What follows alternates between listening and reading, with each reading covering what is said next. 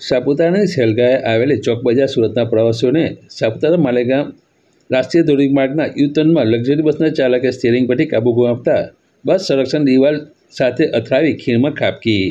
સાપુતારા માલેગામ રાષ્ટ્રીય ધોરીમાર્ગ ઘાટ ઉપર યુ-ટર્નમાં બાપા સીતારામ ટ્રાવેલ્સ બસ નંબર GJ 9393 ઉધનાથી રવિવારે સાપુતારાની સેલગાએ આવ્યા હતા। તેઓ સાપુતારાના જોવાલાયક સ્થળો જોઈ સાંજે 6 વાગે પરત સુરત જવા રવાના થયા હતા। દરમિયાન સાપુતારાથી 2 કિલોમીટર અંતર આવેલ બસ ચાલકે ઓવરટેક કરવાની લાઈનમાં સ્ટીયરિંગ પરથી કાબુ ગુમાવી દેતા બસ માર્ગ સાઈડના સંરક્ષણ દિવાલ સાથે અથડાઈ ખીણમાં ખાબકતા મુસાફરોના ચીચિયારીઓથી વાતાવરણ ગુંજી ઉઠ્યું હતું। બનાવ પગલે રવિવારે ભીડ હોવાથી પ્રવાસીઓની મદદે દોડી આવ્યા હતા અને ઘટનાની જાણ સાપુતારા PSI અને Z ભોયાને થતાં તેઓ સ્ટાફ સાથે ઘટનાસ્થળે દોડી જઈ ઇજાગ્રસ્ત મુસાફરોને 108 પોલીસ વાન ખાનગી વાહનોમાં સામગહાન CHC ખાતે ખસેડવામાં આવ્યા હતા। ઘટનામાં 2 બાળકો બસની નીચે ચકડાઈ જવાથી મોત નીપજ્યું હોવાનું જાણવા મળ્યું છે। બનાવ અંગે સાપુતારા પોલીસે અકસ્માતનો ગુનો નોંધી આગળની કાર્યવાહી હાથ ધરી છે।